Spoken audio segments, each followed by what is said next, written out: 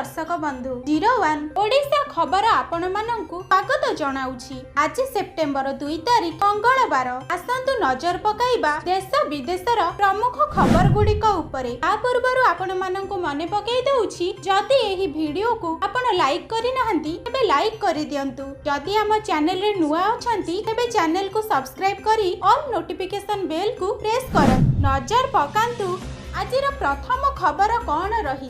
Teachers eligibility test बिना चाकरी किंबा पदोन्नति नहीं। शिक्षकों को नहीं सुप्रीम कोर्ट का गुरुत्वपूर्ण राय। शिक्षा जगत पई बड़ खबर। शिक्षकों को नहीं सोमवार सुप्रीम कोर्ट देइछंती गुरुत्वपूर्ण राय। एबे शिक्षकों को टीचर्स एलिजिबिलिटी टेस्ट बा टीईटी पास करिबा बाध्यतामूलक। एहा पास करिबा परे जाई कौनसी शिक्षक निजर प्रमोशन पाई पारिबे। जेउ शिक्षकंकर 5 वर्षरु कम चाकरी रही सेमाने टीईटी पास न करी मध्य पढ़ाई पारिबे, किंतु एही समय रे तांको प्रमोशन मिलिबनी। परवर्ती खबर नुआ एनएससी घोषणा। मोहन सरकार को बीजेडी रो टार्गेट। गतकाली नुआ एनएससी एवं म्युनिसिपालिटी नहीं मुख्यमंत्री मोहन चरण माझी घोषणा करिबा परे एबे एहाकु नहीं सरकार को टार्गेट करिछि बीजेडी। बीजेडी नेता आज सांबादिक सम्मिलन करने सहित मोहन सरकार को शब्दर तीर रे आक्रमण करिसंती। बीजेडी नेता कहिसंती पूर्वतन मुख्यमंत्री नवीन पट्टनायक 56टी एनएससी घोषणा करथिले। आजिर परवर्ती खबर 800 एकर जगार गढ़ा हेब नुआ भुवनेश्वर। गढ़ा हेब नुआ भुवनेश्वर। राजधानी उपकंठरे थिबा मालीबड़ा, दशपुर, अंधारुआ एवं गोठपाटଣା अंचल रे 800 एकर जमी रे नुआ एक भुवनेश्वर प्रतिष्ठा हेब। ए नै सूचना देइछंती उन्नयन मंत्री डॉक्टर कृष्णचंद्र महापात्र। गतकाली मुख्यमंत्री को घोषणा परे नुआ भुवनेश्वर सिटी को नहीं बढ़ी उत्कंठा। परवर्ती खबर आजिठू श्री मंदिर रे खोलिला मातृ शिशु स्तन्यपान कक्ष। श्री मंदिर परिसर रे शिशु एवं मां को पई आरंभ हैला स्वतंत्र व्यवस्था। श्री मंदिर परिसर रे शिशु को स्तन्यपान कराइबा पई आउ कोनोसी असुविधार सम्मुखीन हेबेनी मां माने। आजिठू श्री मंदिर रे खोलिला मातृ शिशु स्तन्यपान कक्ष। श्रीमंदिर प्रशासन प्रयास रे श्रद्धालु मां और शिशुंक उद्देश्य रे आरंभ। नजर पकांतु परवर्ती खबर उपरे। चलित वर्ष दुर्गा पूजा भसाणी रे बाजिबो नाही डीजे। चलित वर्ष भुवनेश्वर दुर्गा पूजा भसाणी रे बाजिबनी डीजे। आउ किछि दिन परे धरा पृष्ठ रे मां को आगमन हेबाकु जाउछि। सेथि पई चारिआडे समस्ते प्रस्तुति आरंभ कर देइछंती। दुर्गा पूजा को शांति श्रृंखलार सह किपरि कराजिबो सेथि पई प्रशासनिक स्तर रे मध्य प्रस्तुति जोरदार चली।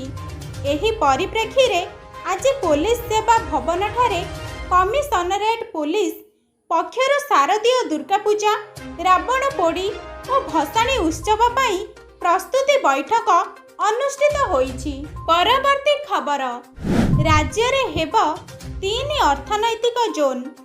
ए नै सूचना देइछंती परिवहन सचिव उषा पाढ़ी। से कहिछंती विश्व स्तरीय सहर हेब भुवनेश्वर। भुवनेश्वर, पुरी, कटक और पारादीप को मिसाई हेब गोटिए जोन। क्वाड सिटी प्रोग्राम जरिया रे हेब सरकार प्लान करिछंती। सेही परि सुनाबेड़ा, कोरापुट, बरगड़, संबलपुर को नहीं हेब अन्य गोटे जोन। परवर्ती खबर सेवा पक्ष पालन नहीं बीजेपी राज्य कार्यालय रे कर्मशाला। मोदी का जन्मदिन अवसर रे तथा आसंता सेप्टेम्बर 17 रु अक्टोबर 2 तारिख पर्यंत बीजेपी रो सेवा पक्ष पालन हेबाकु जाउछि। ए नै राज्य कार्यालय रे अनुष्ठित हेउछि राज्य स्तरीय कर्मशाला। एथिरे राज्य सभापति मनमोहन सामल, मुख्यमंत्री मोहन माझी और सेवा पक्ष पर्यवेक्षक अरविंद मेनन मध्य उपस्थित रहिछंती। परवर्ती खबर सरीछि पश्चिम ओडिशार गणपर्व नुआखाई। सजबाज हेलेनी दादन श्रमिक। बलांगीर एक दादन प्रवण जिला होइथिबा बेले ଏଠି କଳକାରଖାନାର ଅଭାବ ଯୋଗୁଁ ଏଠାକାର ଅଧିକାଂଶ ଶ୍ରମିକ ଶ୍ରେଣୀର ରାଜ୍ୟ ବାହାରକୁ ଦାଦନ ମୁହାଁ ହୋଇ ଆସୁଛନ୍ତି। ବର୍ତ୍ତମାନ ପଶ୍ଚିମ ଓଡ଼ିଶାର ଗଣପର୍ବ ନୂଆଖାଇ ସରିଥିବା ବେଳେ ଗାଁ ଗଣ୍ଡାର ଶ୍ରମିକମାନଙ୍କ ଘରକୁ ଘର ଯାଇ ଦାଦନ ଶ୍ରମିକ ସର୍ଦ୍ଦାରମାନେ ଟଙ୍କା ପ୍ରଲୋଭନ ଦେଖାଇ ବଇନା ଦେଇ ନିଜ ଅଧୀନସ୍ଥ କରିଛନ୍ତି ଶ୍ରମିକମାନଙ୍କୁ। ନଜର ପକାନ୍ତୁ ପରବର୍ତ୍ତୀ ଖବର ଉପରେ। 4 ଦିନିଆ ଦିଲ୍ଲୀ ଗସ୍ତରେ ଯିବେ ମୁଖ୍ୟମନ୍ତ୍ରୀ ମୋହନ ମାଝୀ। ଆସନ୍ତାକାଲି ଦିଲ୍ଲୀରେ ହେବାକୁ ଥିବା ସେମିକନ୍ ସମ୍ମିଳନୀରେ ଯୋଗ ଦେବା ପାଇଁ ଆଜି ସନ୍ଧ୍ୟାରେ ଦିଲ୍ଲୀ ଯିବେ ମୁଖ୍ୟମନ୍ତ୍ରୀ। ଏହାସହ ସେଠାରେ ଅନ୍ୟ କିଛି କାର୍ଯ୍ୟକ୍ରମ ମଧ୍ୟ ରହିଛି। ସେଠାରେ କିଛି କେନ୍ଦ୍ରମନ୍ତ୍ରୀ ଓ କେନ୍ଦ୍ରୀୟ ନେତୃତ୍ୱକୁ ମଧ୍ୟ ଭେଟି ପାରନ୍ତି ମୁଖ୍ୟମନ୍ତ୍ରୀ। କେନ୍ଦ୍ରମନ୍ତ୍ରୀଙ୍କୁ ଭେଟି ରାଜ୍ୟରେ ସାଂଗଠନିକ ସ୍ଥିତି ନେଇ ଆଲୋଚନା କରିପାରନ୍ତି। ପରବର୍ତ୍ତୀ ଖବର, ଆୟୁଷ ହସ୍ପିଟାଲରେ ମିଳିବ ନିଦାନ ସେବା। ସ୍ୱାସ୍ଥ୍ୟ ମନ୍ତ୍ରୀ ମୁକେଶ ମହାଲିଙ୍ଗଙ୍କ ବଡ଼ ସୂଚନା। ଆୟୁଷ ହସ୍ପିଟାଲ ଓ ଡିସ୍ପେନ୍ସାରୀରେ ମିଳିବ ନିଦାନ ସେବା। ପ୍ରଥମ ଥର ପାଇଁ ଆୟୁର୍ବେଦ ଓ ହୋମିଓପାଥି ଚିକିତ୍ସାରେ ଏହି ସେବା ମିଳିବ। ରାଜ୍ୟର 9ଟି ମେଡିକାଲ କଲେଜରେ ଏହି ସେବା ମିଳିବ। ସୂଚନା ଅନୁଯାୟୀ 1100ରୁ ଅଧିକ ଡିସ୍ପେନ୍ସାରୀରେ ମିଳିବ ନିଦାନ ସେବା। ଏନେଇ ସ୍ୱାସ୍ଥ୍ୟ ମନ୍ତ୍ରୀ ମୁକେଶ ମହାଲିଙ୍ଗଙ୍କ ସୂଚନା ଜାରି କରିଛନ୍ତି। ପରବର୍ତ୍ତୀ ଖବର, ଆଫଗାନିସ୍ତାନରେ ଶକ୍ତିଶାଳୀ ଭୂମିକମ୍ପ ଝଟକା, 800 ମୃତ। ଆଫଗାନିସ୍ତାନ କୁନାରେ ହୋଇଥିବା ଶକ୍ତିଶାଳୀ ଭୂମିକମ୍ପରେ ମୃତ୍ୟୁ ସଂଖ୍ୟା ବଢ଼ିବାରେ ଲାଗିଛି। ଏଥିରେ ମୃତ୍ୟୁ ସଂଖ୍ୟା 800କୁ ବୃଦ୍ଧି ନେଇ ସ୍ପଷ୍ଟ କଲା ଆଫଗାନିସ୍ତାନ ଗୃହ ମନ୍ତ୍ରାଳୟ। ଏହାସହ 2500ରୁ ଅଧିକ ଆହତ ହୋଇଥିବା ସୂଚନା ମିଳିଛି। ମୃତାହତଙ୍କ ସଂଖ୍ୟା ଆହୁରି ବୃଦ୍ଧି ଆଶଙ୍କା ଥିବାବେଳେ ଉଦ୍ଧାର କାର୍ଯ୍ୟ ଜାରି ରହିଛି। ପରବର୍ତ୍ତୀ ଖବର, ଆଫଗାନ ଭୂମିକମ୍ପ ପୀଡ଼ିତଙ୍କ ପରିବାରକୁ ପ୍ରଧାନମନ୍ତ୍ରୀଙ୍କ ସମବେଦନା। ଆଫଗାନିସ୍ତାନରେ ଭୂକମ୍ପ ଯୋଗୁଁ ପ୍ରାଣ ହରାଇଥିବା ବ୍ୟକ୍ତିଙ୍କ ପରିବାର ପ୍ରତି ଗଭୀର ସମବେଦନା ଜଣାଇଛନ୍ତି ପ୍ରଧାନମନ୍ତ୍ରୀ ନରେନ୍ଦ୍ର ମୋଦି। ପ୍ରଧାନମନ୍ତ୍ରୀ ସାମାଜିକ ଗଣମାଧ୍ୟମ ଏକ୍ସରେ ଏକ ପୋଷ୍ଟ କରି ଦୁଃଖ ପ୍ରକାଶ କରିଛନ୍ତି। ପ୍ରଧାନମନ୍ତ୍ରୀ କହିଛନ୍ତି, ଆଫଗାନିସ୍ତାନରେ ଭୂକମ୍ପ ଯୋଗୁଁ ଶତାଧିକ ଲୋକଙ୍କ ପ୍ରାଣହାନି ଘଟଣାରେ ସେ ଗଭୀର ଭାବେ ମର୍ମାହତ। ପରବର୍ତ୍ତୀ ଖବର, ଦେଶରେ ଶାନ୍ତି ପ୍ରତିଷ୍ଠା ଦିଗରେ ଆତଙ୍କବାଦ ସବୁଠୁ ବଡ଼ ପ୍ରତିବନ୍ଧକ। ପ୍ରଧାନମନ୍ତ୍ରୀ ନରେନ୍ଦ୍ର ମୋଦି ଆଜି ଚୀନର ତିଆନଜିନ ସହରରେ ଅନୁଷ୍ଠିତ ସାଂଘାଇ ସହଯୋଗ ସଂଗଠନର ବାର୍ଷିକ ଶିଖର ସମ୍ମିଳନୀରେ ଯୋଗ ଦେଇଛନ୍ତି।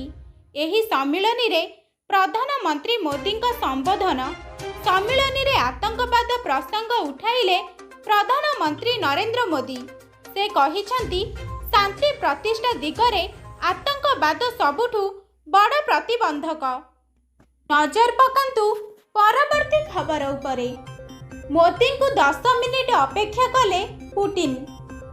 ପ୍ରଧାନମନ୍ତ୍ରୀ ନରେନ୍ଦ୍ର ମୋଦିଙ୍କ ଚୀନ ଗସ୍ତ ବେଶ୍ ସ୍ୱତନ୍ତ୍ର ରହିଥିଲା। ସାଂଘାଇ ସମନ୍ୱୟ ସଂଗଠନ ସମ୍ମିଳନୀରେ ଯୋଗ ଦେବାକୁ ମୋଦି ଚୀନ ଯାଇଥିଲେ, କିନ୍ତୁ ଅନେକ କ୍ଷେତ୍ରରେ ତାଙ୍କର ଏହି ଯାତ୍ରା ଐତିହାସିକ ପାଲଟି ଯାଇଛି। ପ୍ରଧାନମନ୍ତ୍ରୀ ମୋଦି ଏଠାରେ ନିଜ ପ୍ରିୟ ବନ୍ଧୁ ଭ୍ଲାଦିମିର ପୁଟିନଙ୍କୁ ବି ଭେଟିଥିଲେ। ଆଗାମୀ ଖବର, ତ୍ରିଶକ୍ତିର ମିଳନ ଦେଖି ଭୟଭୀତ ଆମେରିକା। ଭାରତ ବିରୋଧରେ ନରମିଲା ସ୍ୱର। ଚାଇନାରେ ଅନୁଷ୍ଠିତ ହୋଇଥିବା ସାଂଘାଇ ସହଯୋଗ ସଂଗଠନ ବୈଠକ ଏହି ସମୟରେ ଅନେକ ଦୃଷ୍ଟିରୁ ଚର୍ଚ୍ଚାରେ ଅଛି। ପ୍ରଧାନମନ୍ତ୍ରୀ ନରେନ୍ଦ୍ର ମୋଦି ରୁଷିଆ ରାଷ୍ଟ୍ରପତି ଭ୍ଲାଦିମିର ପୁଟିନ ଏବଂ ଚାଇନା ରାଷ୍ଟ୍ରପତି ସି ଜିନପିଙ୍ଗଙ୍କ ସହିତ ଗୋଟିଏ ମଞ୍ଚରେ ଦେଖା ଦେଇଥିବା ବେଳେ ଅନ୍ୟ ପକ୍ଷରେ ଆମେରିକା ଏହି 3 ଜଣଙ୍କ ନିକଟତାକୁ ପସନ୍ଦ କରୁନାହିଁ। ତେବେ ଏହି ବୈଠକ ପରେ ଆମେରିକାର ସ୍ୱର ବଦଳି ଯାଇଛି। ଆଜିର ଅନ୍ତିମ ଖବର, ଅକ୍ଟୋବର 8ରେ ଆର୍ଆଇ ଅମିନ ପରୀକ୍ଷା। ଓଡ଼ିଶା ଅଧୀନସ୍ଥ କର୍ମଚାରୀ ଚୟନ आयोग द्वारा परिचालित राजस्व निरीक्षक अमीन, सहकारी राजस्व निरीक्षक एसएफएस एवं आईसीडीएस सुपरभाइजर परीक्षा आसंता अक्टोबर 8 तारिखରୁ अनुष्ठित हेब।